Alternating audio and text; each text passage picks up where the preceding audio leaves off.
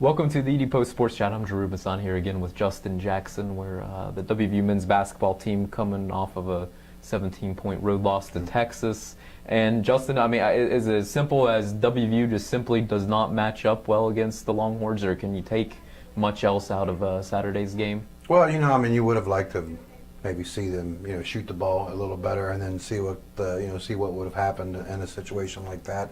But yeah, I mean, there are matchup problems that that Texas poses on West Virginia, and it it centers around their centers and post players. Cameron Ridley and is a big 270, 280-pound guy, and West Virginia just doesn't really have anyone like that. And they bring Prince eBay off the bench, and he's almost 7 foot, and adds another 240, 250 pounds. And it's just it's difficult to match up against size when you don't have it. Now, I mean, if you go in and you can make some shots and maybe get those guys away from the basket, and then you can counter some things there. But West Virginia just wasn't able to do that. So, yeah, it is a matchup problem against Texas, but a lot of teams will have matchup problems against Texas. Can you, bigger picture-wise, though, is it a reason to sound the alarms that they lost in the fashion that they did to Texas? When you're looking at NCAA chances and just the bigger picture for this team, how much does Saturday's loss hurt? If you kind of go back to November and if you were just to look through the schedule and say, okay, well, you should compete these games, you should win these games, and you're probably going to lose these games.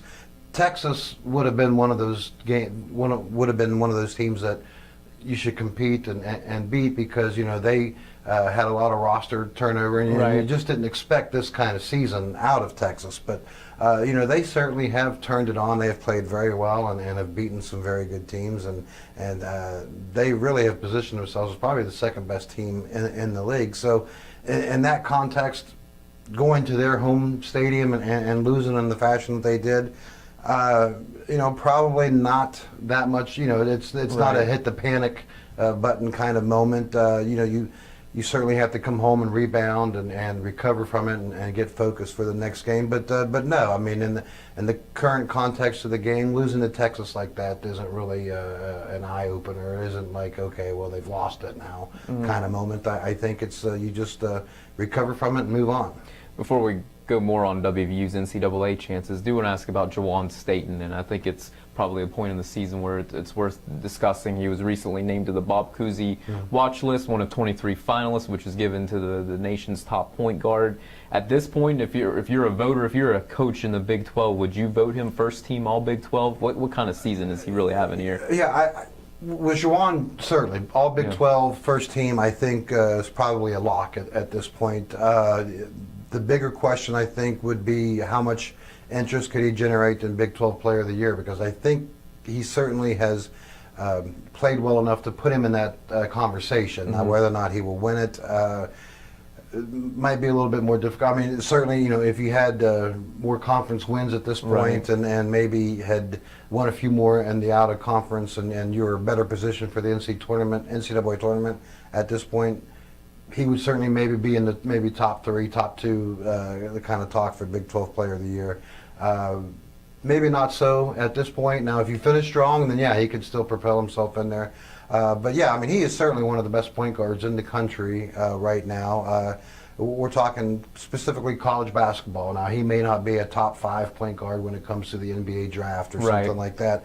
But if you're just talking specifically college-level point guards, he is certainly one of the top 10 in the country, and is well deserved to be in the Bob Cousy Award conversation and Big 12 first team. Well, let me ask you it this way then, because we've had this conversation before in the past. How do you view Player of the Year in a conference? Should it go to the best player on the best team? Should a guy like Juwan Staten, if he continues averaging the points and assists and assist the turnovers and that he is, if he continues to do those things, but WVU only wins 2 more games and there's a 17-win season, does Staten still deserve it? What's kind of your take there? Yeah, I mean, you go back and forth on there's so many different arguments for the MVP kind of award, and there's one group that says, well, you just give it to the best player on the best team, which is kind of like the Peyton Manning and Tom Brady argument. And then there's you give it to the player with the best stats, or you give it to the player who maybe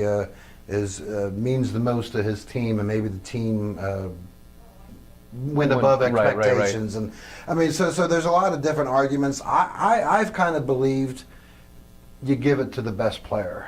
Now my problem is right now I don't really know who the best player is in the Big 12 at this point. I kind of thought going into the season Marcus Smart was certainly the most talented and the best player, and he may very well be the most talented still. I mean, he's obviously ran into problems, and he's got his own issues to work through right now. But since he's kind of come down off the perch, so to speak, you kind of look, okay, well, who's going to move up? And that's kind of the question going on right now is who is going to move up and position himself as a Big 12 Player of the Year. So, it still could be Smart if they finish strong. So, I mean, I think there's that big question mark right now in the league, and I don't really know who it's going to be. I think Juwan has certainly worked himself into that conversation.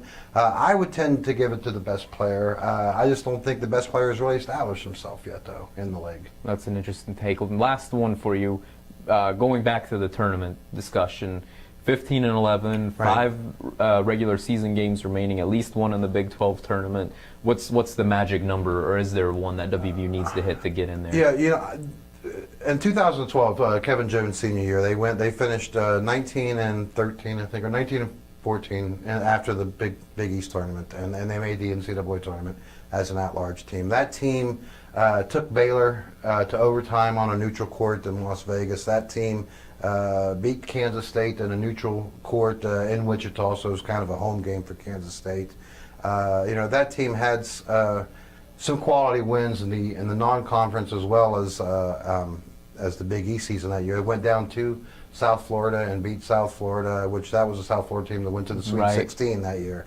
So, now they had some bad losses as well. They lost to St. John's in the Garden, and St. John's had a pretty rough year that year. But that team had positioned itself a little bit better in the non-conference season than what this West Virginia team has. This WVU, obviously, we've talked about, did not have the greatest non-conference season, and that's going to hurt them. I mean, I hate to keep bringing up the loss to Virginia Tech, but that certainly is not going to help them. Now, if you turn around and beat Kansas at home, they kind of knock, kind of balance each other out, but you still have to beat Kansas, and or if you go to Iowa State and win there, then it certainly helps you and puts you back into the NCAA conversation.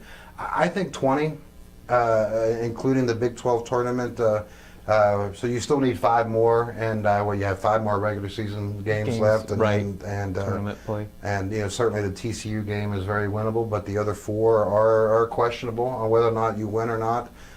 So there's still work to be done. 20, 21. I think 21 would get you in for sure, but that would take quite a run to get to 21 from 15 to 21 with only 5 or 6 guaranteed games left. So, I mean, they still have some work to do. I think you're probably right, 20, or else they're going to be sweating on Selection Sunday. Yeah, absolutely, yeah. All right, good. Appreciate your time once again, Justin, and please continue to check TheDPost.com for the latest on the Mountaineers. Thanks for watching.